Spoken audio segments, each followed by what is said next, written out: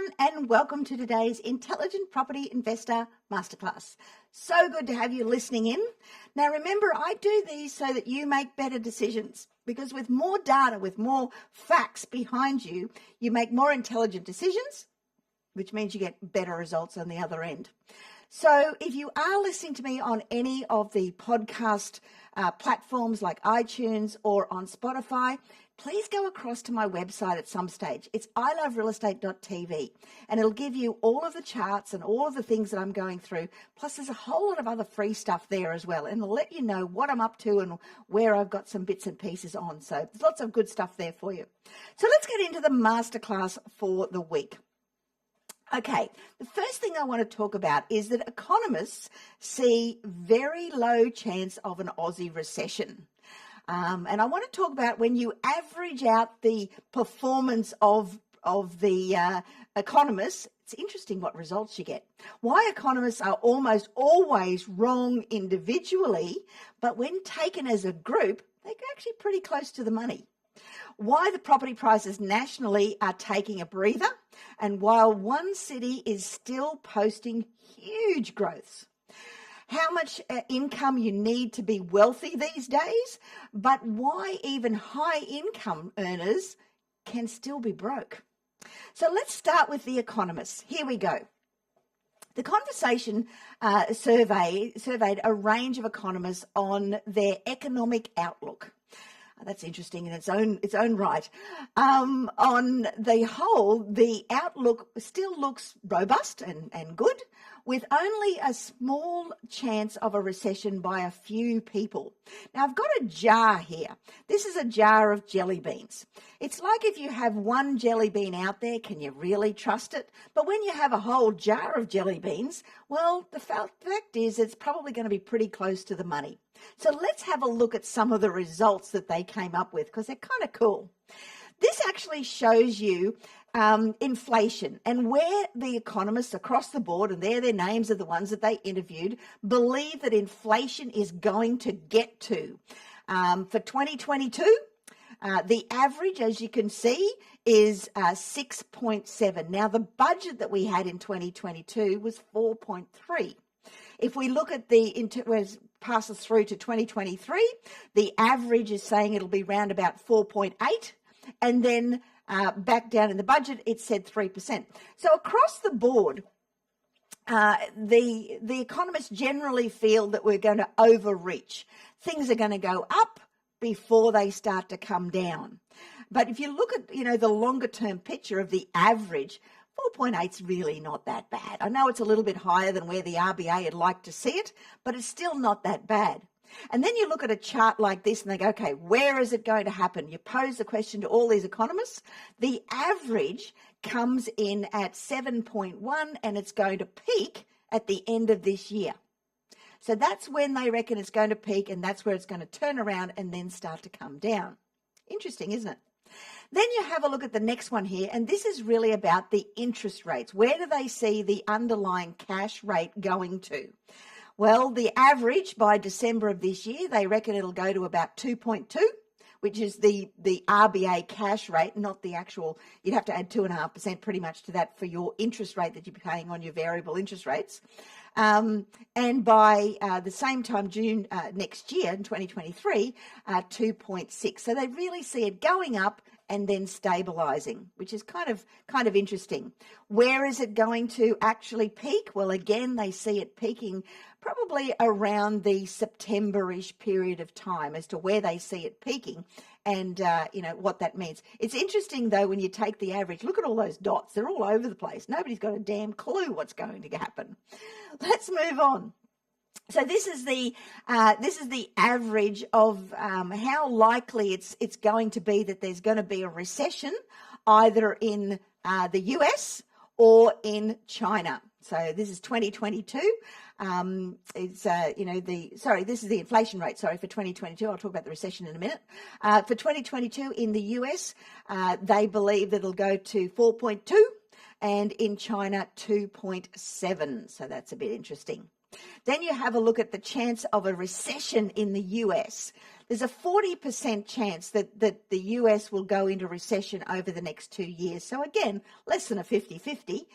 Most people think that it probably won't happen, and they're far more risky than we are here in Australia. We're a far more controlled economy than what you're seeing in the US. So when you look at that chart, you can see that's what they're picking. And as far as timing is concerned, the average, they're saying, is around about the March time period next year, 2023. So this is the chance of an Australian economy going into recession. And you can see there over the next 2 years, and they reckon there's only a very small 20% chance that we would ever go into a recession. And some of them are obviously picking a lot lower percentage than that. When would that happen if it was going to happen? Probably around mid next year, but only a 20% chance. And honestly, when the weather department, the BOM website says there's a 20% chance of rain, how often are they actually right? So likelihood, probably not. This is an interesting chart because what this shows is the forecast for the GDP, but this is the change. So this is the Australian economic growth over those periods. So you can see the lines coming down. What does that mean? It means that the growth rate is coming down. It doesn't mean that we're going into recession. It doesn't mean that everything is declining. What it means is that the growth at which we're growing is coming back. And then we kind of stabilize around the 2023-24, and the difference between the average of what the economists are saying and the budget is pretty jolly close, actually, petering out to being on top of each other by 2025-26. So that's actually quite interesting because obviously the economy is still growing. We're still doing well. We've got close to full employment. We haven't even opened the borders to migration yet, but that's going to add a bit of a whammy to Australia. So the growth rate is going to still be very, very strong. It's just not as strong as perhaps it was, through 2021-22 when we had massive growth because we came from such a low base. This chart here is wages growth. So again, you can see that the prediction is that we're going to continue to have wages growth, and the average by June next year, 2023, is likely to be about 3.6%. The budgeted figure out of the last budget was 3.3, so pretty close, really. And by June 24, they see it continuing to rise, which again, we're going through a period of where we didn't have a lot of increase for a long time. So, 3.4 by 2022, June 2024, is pretty good considering, again, we were budgeting 3.3. So, pretty much on the money there, I feel. Unemployment rates, we are very low right now. They're predicting the average by June next year to be somewhere around 3.9%, which is incredibly low. And by June 24, 4.2%. Now, the budget has said it was going to be around about 3.75 for both years. Close enough, not much in it really. So what that indicates is if you take the average of what all the economists are saying, you probably get something reasonably on the money. And what it says is that the economy's ticking along. Growth will be there. It won't be as big a growth as we've seen in previous years, but it's still there. Unemployment will still remain low. Inflation will overkick itself, so it'll go higher and then it'll come back. Interest rates will do pretty much the same. They'll go up and then stabilise a little bit, not quite as a kickback as we're going to see in inflation, but the rates are not that bad. If you go back a few years, you go back to 2006, 2007, 2010, we started to have a look at where interest rates were then. And I remember I had students coming to me when we'd come off 10%, 9.5%, 9%, 8.5%, 8%. They go, rates are so low. Do you think I should lock it in for 5 years? Well, guess what happened? And I'm so much against locking in rates, although I did have a period of time where I said, yes, now's the time to lock it in. But interest rates are actually rising. The fixed rates now have already caught up with the predictions as to where it's going to be. So we were making money when it was an 8% interest rate. We were making money when it was 5% interest rate. The fact that we've just had such a long period of time with low interest rates, everybody's forgotten. I made money back in the 80s when it was 17, 18, 19, 20% interest rates. Interest rates do not govern house pricing. In fact, when we have periods of high inflation and when we have periods of high interest rates, guess what? Property prices go up. So now is the time to get excited. Now's the time to take action when everybody else is asleep and listening to all the mainstream media. So property prices have taken a little bit of a breather through June. We saw the figures come out and they've posted their second month, which is a little bit of a fall in some areas, in some suburbs, not all suburbs. And this is where you've got to become your area expert and use your grid variance analysis. If you're a student of mine, you know exactly what I'm talking about to be able to pick where you should be actually investing. However, this comes after a long and very strong run. So a little bit of a kickback really is nothing. I mean, for God's sake, we got 25% growth rates in 2021. So a little bit of an easing isn't such a bad thing. If you have a look at the change in dwelling values for the month, yep, we went down a little bit for June, particularly in Sydney and Melbourne, a little bit in Hobart, and a little bit in the combined capital cities, just because of Sydney and Melbourne. But if you have a look at the other cities, even for the month, Adelaide was up, Brisbane was up a tiny smidge, Perth was up a little bit, Darwin was up nearly 1%. Canberra was up 0.3 and the combined regionals was up 0.1. So there's not a lot in it. I mean, everyone's panicking about this, but it's such a small figures. It's nothing to be concerned about. And when you look at the quarter, again, Sydney and Melbourne were the main ones, and they had those extreme increases. And it's in some suburbs. This is the thing. It's not every suburb, so you've got to do your analysis. But look at the others and look at where they are. I mean, Adelaide, my God, it's up 5.1%. Which is huge. Brisbane 2.7, Darwin 2.3, combined regionals 2%. So you can pick the kind of data you want to put on the mainstream media if you want to, but the reality is we're still very strong. Obviously, if you look at the annual, they're extremely strong because 2021 was so strong. So they're really not one that you can take any credence from. You just look at the last quarter, and yeah, they've started to ease, but that's okay. If you have a look at, the rolling 3-month change in dwelling values is just put a different way. You can see there what it looks like on a bit of a line chart across some of the capitals there. And this is the change in the combined capitals and combined regionals. So both of them have eased a little bit. Combined regionals is still running at around about 2%. But yeah, the percentage growth has come back, but is still growing. There's a little bit of a multi-speed going on here between every capital city and regional area, and it's seen a reduction in the trend of growth rates. So that's why we're starting to see a little bit of an easing in some of the capitals, but obviously we're still seeing the massive, strength when you look at the 3 months and what that means across all the cities and all of the regionals. They're all very, quite strong really for the last 3 months. There's another way of putting that same data. You can see there on a bar chart just all the ups and downs for the 3 months. And if you look at the 3 months, because June was in isolation, which is fine, but look at what's happened over the 3 months. The majority, with the exception of a few being Sydney and Melbourne, are all in the positive. They're not in the negative. Rents are still up, still growing strongly in most capital cities, 10, 13% growth in some areas, which is huge. And that actually causes a lot of movement. This is obviously houses, but it causes a lot of movement out of other sectors into property just to get the yield, because the yield has been so strong and continues to remain strong. Same applies for units. But there's a little bit of a more affordability when you have a look at units. So there's a bit of a trend there. But word of caution: if you're going to buy a unit, don't buy the end of the line product, the developer's profit off the plan, that kind of stuff. Buy something you can actually improve.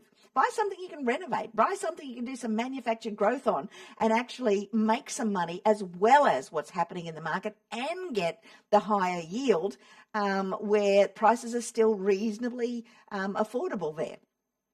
So gross yields, you can see where they've gone. They're all extreme, all up. all adding strength to the property market. And as soon as we open the international borders to migration, that's going to get worse. It'll first hit the rental market, and then it will move across into the housing price market. But it will happen, and it's going to happen hard when it does happen. So be prepared for that. Be part of it is what I say. Be prepared, be part of it. Don't be sitting on the sideline. Don't be sitting there thinking that, I'll wait till whenever before I act. You will miss the boat. We've got this really unique period of time where action is required, and it's only while we have this crisis of confidence out here where most people are asleep. Don't wait too long is my but. Don't wait too long. It's happening now. This is where you need to really get excited about the market and everything that it represents. Income is not wealth.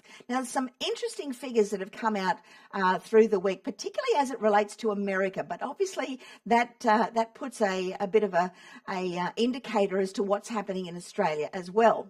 So the survey data showed that people think they need an income of around $300,000 to be considered rich.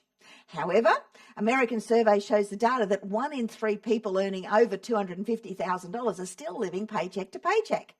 Your burn must be less than you earn. So, even on the higher echelon salaries, people aren't living within their means, particularly in America.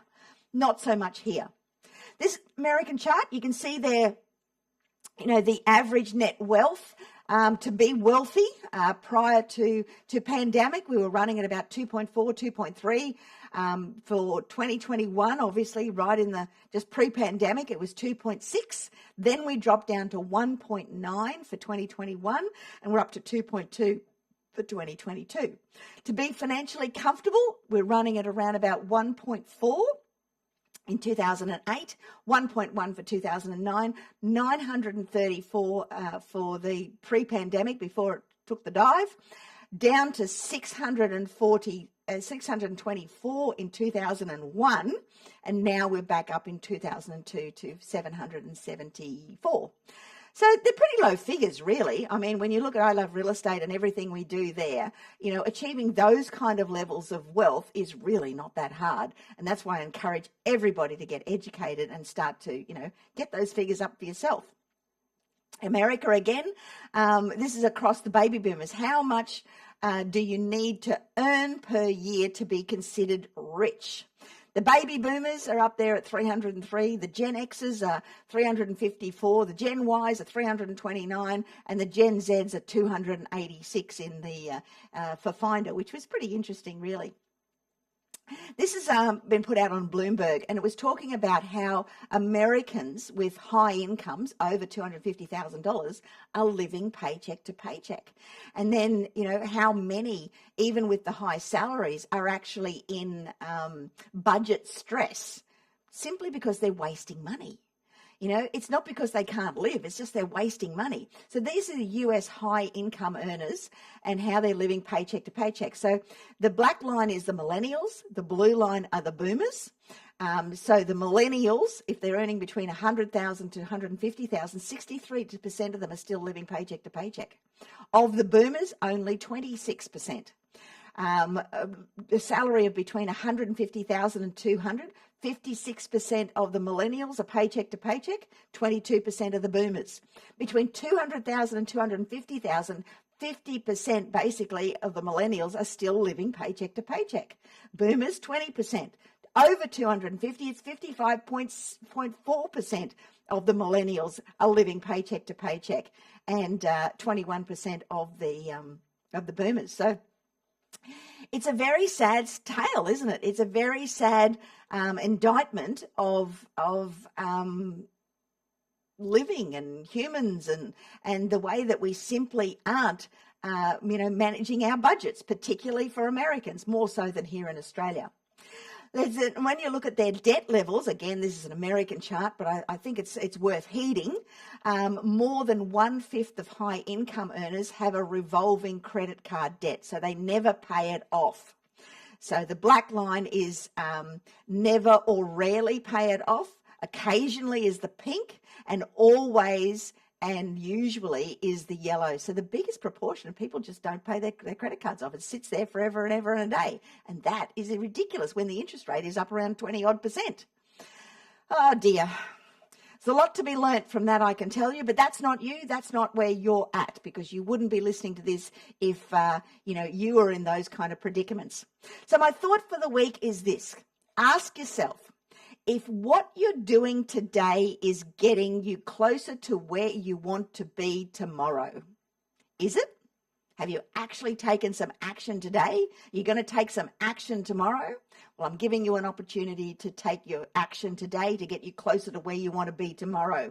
And that is take up one of my free real estate breakthrough sessions with one of my advisors. They're about 30 odd minutes long. They're free, and they'll talk to you about where you are and where you want to go and how we can help you get there and the things that you need to do to make it happen. So all you need to do is to go to iloverealestate.tv/questions/ and, go in there, take up one of the appointments, put it in your diary so you don't forget the time, and turn up and let my advisors help you. It's free. It's one of the things that I'm doing to help you make better decisions so you can get better results. So that's it for me this week. Thank you for listening. This is the Intelligent Property Investor Masterclass for the week, and I'll be back again to talk to you next week with some more exciting stuff in the economics area. See you then. Bye now.